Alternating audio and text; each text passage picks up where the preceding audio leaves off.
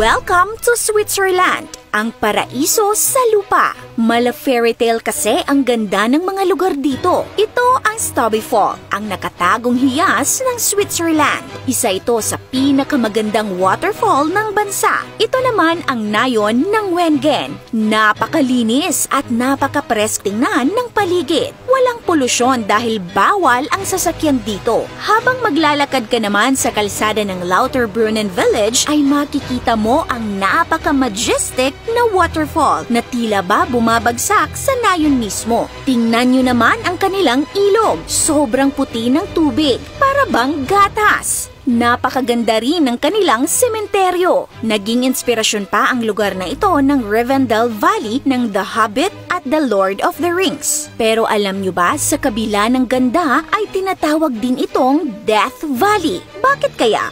Ang Switzerland ay isang maliit at mabundok na bansa sa Europe. Isa itong landlocked country, meaning napapalibutan ito ng lupa ng ibang bansa at wala itong baybayin. Napapalibutan ito ng France, Italy, Austria, Germany at Liechtenstein. Ayon sa US News, nakuha ng Switzerland ang top spot bilang best country in the world ngayong 2024.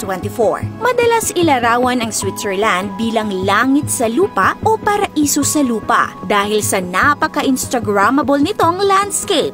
Isa sa pinakamagandang lugar sa bansa ay ang Lauterbrunnen Valley. Kilala rin ito sa tawag na Valley of 72 Waterfalls. Ang munisipalidad ay binubuo ng mga nayon ng Gimmelwald, Isenfluh, Lauterbrunnen, Murren, Stickelberg at Wengen. Sa nayon ng Lauterbrunnen matatagpuan ang Staubach Waterfall, isa sa highest free-falling waterfall sa Europe. Meron itong taas na 297 meters. Ang pinakamataas naman na waterfall sa Switzerland ay ang Murrenbach Falls na merong taas na 417 meters. Naging kilala rin ang Lauterbrunnen Valley bilang isang site ng base jumping at napakaraming athlete sa buong mundo ang naa-attract nito. Pero ito rin ang nagbigay sa kanya ng pangalan bilang Death Valley dahil sa napakaraming na-aksidente at namatay sa pagbi-base jumping dito. Ayon sa DW News, so far nasa 67 katao na ang nasawi dito.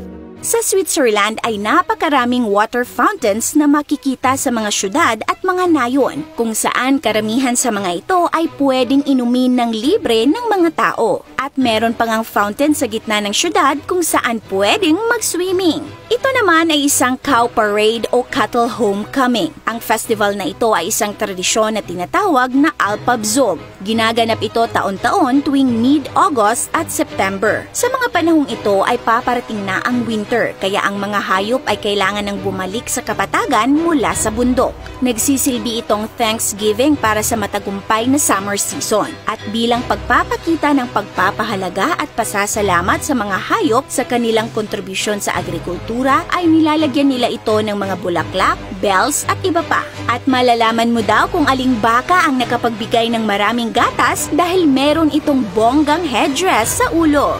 Isa rin sa napakagandang nayon sa Switzerland ay ang Brienz. Napakaganda ng lawa nila, kulay turquoise. Ang nayon naman ng Sabion ay itinuturing ng marami na real-life hobby town dahil sa mga napakagandang bahay na gawa sa bato. At isa rin sa pinakamagandang traditional village sa Switzerland ay ang Grimentz. Ang mga bahay, establishments at pati daan ay napapalamutian ng bulaklak.